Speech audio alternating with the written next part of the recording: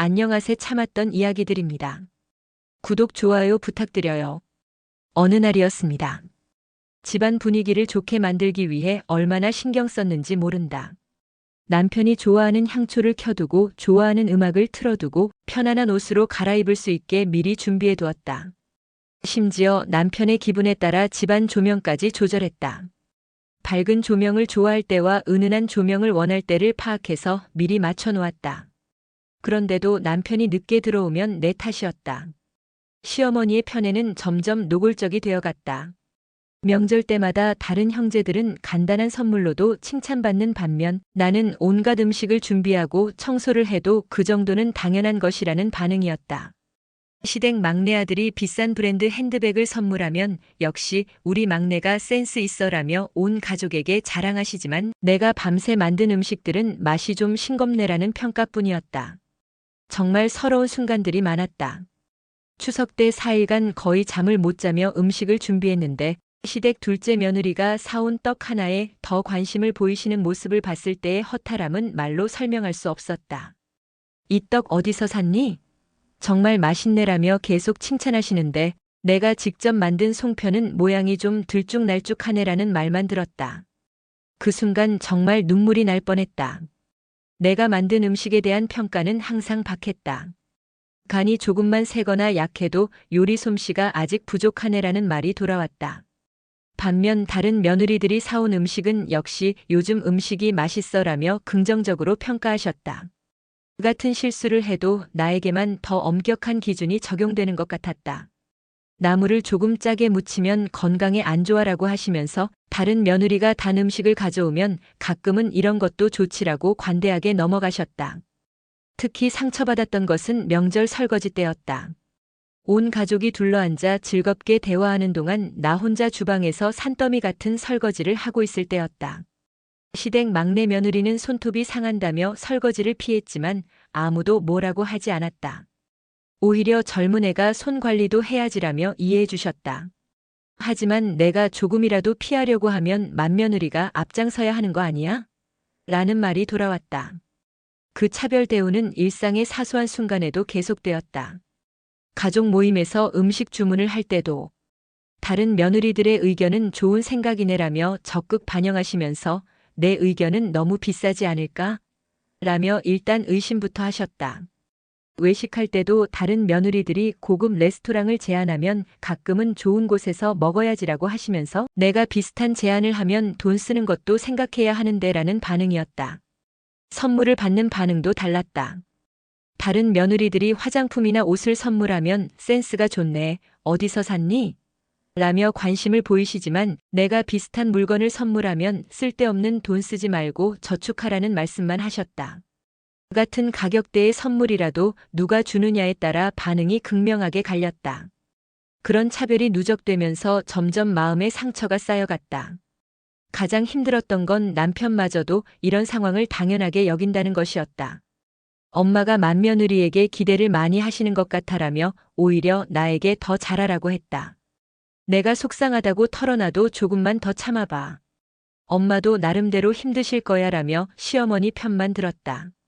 정작 나를 이해해주고 위로해줘야 할 사람이 남편인데 그마저도 나를 외롭게 만들었다. 남편과의 대화가 점점 단조로워져 갔다. 내가 시댁 일로 힘들어하면 그냥 넘어가라거나 엄마 성격 알잖아라는 말만 반복했다.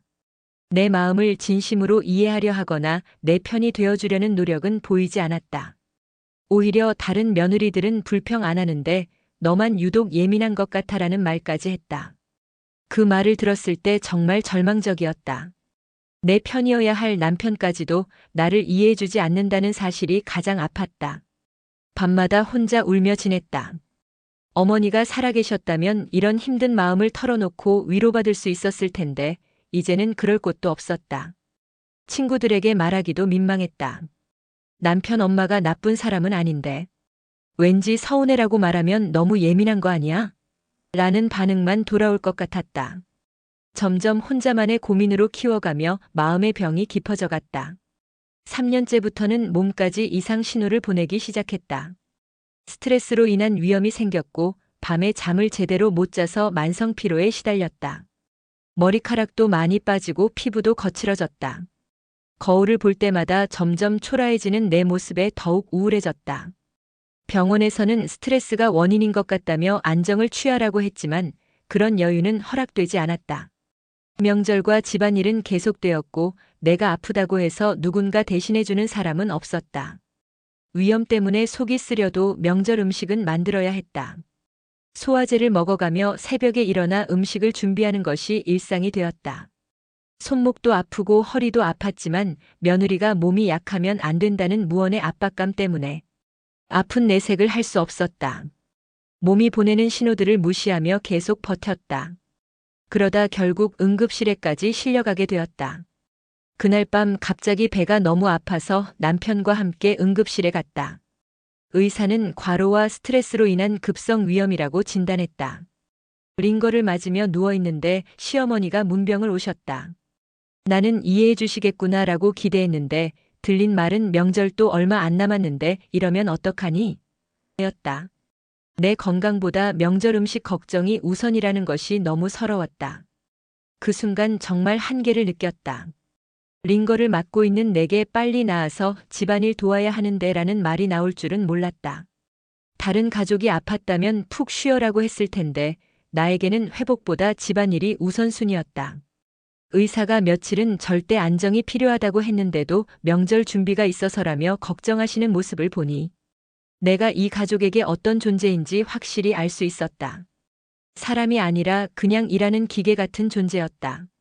4년 차에 들어서면서 나는 서서히 변하기 시작했다. 더 이상 완벽한 며느리가 되려고 애쓰지 않았다. 명절 음식도 적당히 준비하고 시어머니의 잔소리에도 네, 알겠습니다라고 대답만 했다. 예전처럼 밤새가며 정성을 들이지 않았다. 그러자 시어머니는 며느리가 변한 것 같다며 남편에게 불만을 표출하기 시작했다. 남편도 엄마가 서운해하신다며 나를 탓했다. 정작 내가 그동안 얼마나 희생했는지는 아무도 기억하지 않았다. 8년간 쌓아온 노력과 정성은 한순간에 잊혀지고 조금만 소홀해져도 역시 며느리는 며느리일 뿐이라는 식으로 평가절하당했다. 그 불공평함이 너무 억울했다.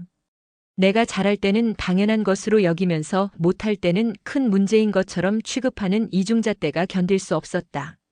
그때 깨달았다. 아무리 잘해도 진짜 가족이 될 수는 없다는 것을. 지금 돌이켜보니 그 8년은 내가 나를 잃어가는 시간이었다.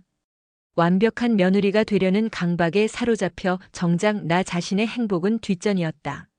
어머니의 빈자리를 채우려 했지만 진정한 가족의 사랑은 일방적인 희생이 아니라 서로의 이해와 배려에서 나온다는 것을 이제야 안다. 이제는 적당한 거리를 유지하며 내 인생을 살아가고 있다. 완벽한 며느리가 아니어도 괜찮다는 것을, 내 행복도 소중하다는 것을 받아들이게 되었다. 결혼 초기부터 나는 완벽한 며느리가 되기 위해 온 힘을 다했다. 집안 분위기를 좋게 만들기 위해 얼마나 신경 썼는지 모른다. 남편이 좋아하는 향초를 켜두고 좋아하는 음악을 틀어두고 편안한 옷으로 갈아입을 수 있게 미리 준비해 두었다. 심지어 남편의 기분에 따라 집안 조명까지 조절했다. 밝은 조명을 좋아할 때와 은은한 조명을 원할 때를 파악해서 미리 맞춰 놓았다. 그런데도 남편이 늦게 들어오면 내 탓이었다.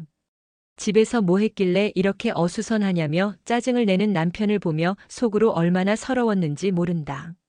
새벽 5시에 일어나 아침 준비를 하고 남편 출근 도시락까지 싸주면서도 고마워라는 말 한마디 듣기 어려웠다. 그저 당연한 것으로 여겨졌다. 친구들은 신혼이니까 서로 맞춰가는 거야라고 위로했지만 실제로는 나 혼자 맞춰가고 있는 것 같았다. 남편은 내가 어떤 노력을 하든 크게 관심을 보이지 않았다. 오히려 작은 실수에만 예민하게 반응했다. 양말이 제자리에 없거나 리모컨을 찾기 어려운 곳에 놓았을 때의 그 차가운 한숨 소리가 아직도 귀에 생생하다. 아무리 잘해도 진짜 가족이 될 수는 없다는 것을. 혈연으로 맺어지지 않은 관계에서는 일방적인 희생만 요구받을 뿐 진정한 인정이나 사랑은 기대하기 어렵다는 것을 뼈저리게 느꼈다. 그 시기에 우연히 상담센터를 찾게 되었다. 처음에는 정신과에 가느냐는 시선이 부담스러웠지만 더 이상 혼자서는 견디기 어려웠다. 상담사는 내 이야기를 끝까지 들어주었고 당신이 느끼는 감정은 정상적인 반응이라고 말해주었다. 그동안 내가 예민한 것이 아니었다는 것을, 내 감정이 타당하다는 것을 처음으로 인정받았다. 눈물이 쏟아졌다. 8년 동안 억눌러왔던 감정들이 한꺼번에 터져나왔다. 상담을 통해 나는 조금씩 나 자신을 되찾기 시작했다. 내가 행복할 권리가 있다는 것을, 일방적인 희생만이 사랑의 전부가 아니라는 것을 깨달았다. 완벽한 며느리가 되려는 강박에서 벗어나 조금씩 내 인생을 찾아가기 시작했다.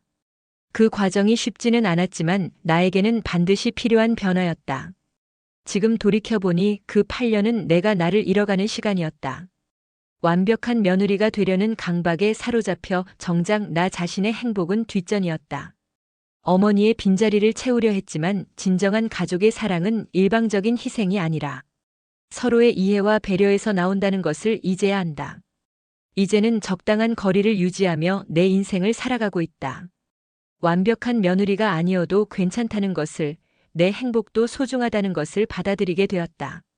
그리고 무엇보다 내가 나 자신에게 가장 소중한 사람이라는 것을 잊지 않으려 한다.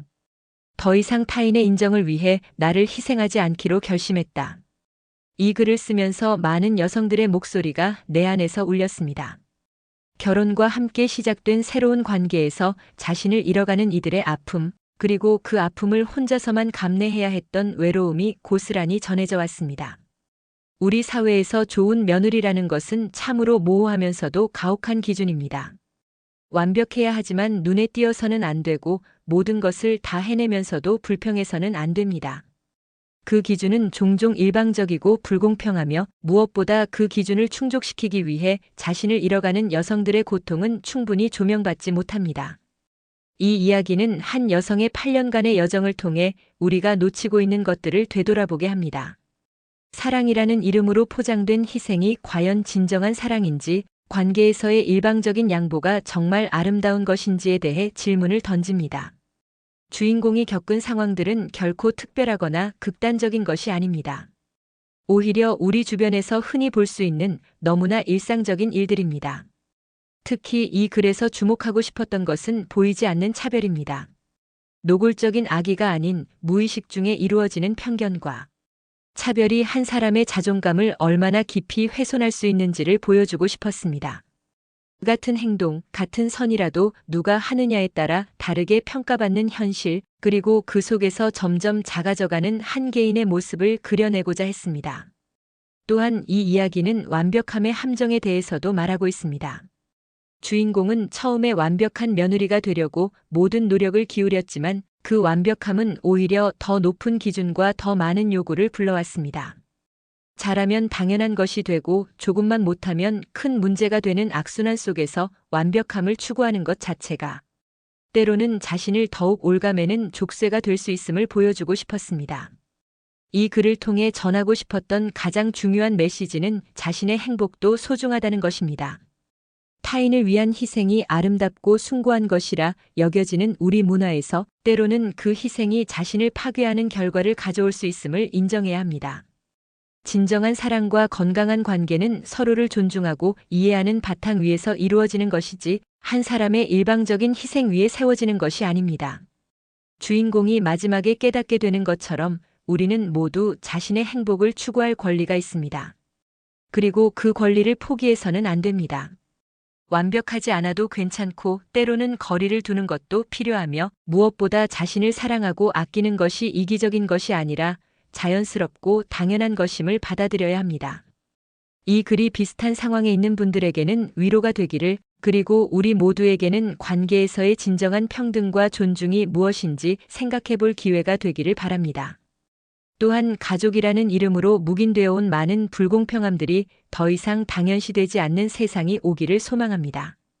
무엇보다 이 글을 읽는 모든 분들이 자신의 목소리에 귀 기울이고 자신의 감정을 신뢰하며 자신의 행복을 소중히 여기는 용기를 가지시기를 바랍니다. 당신의 행복은 그 누구의 것보다 소중합니다.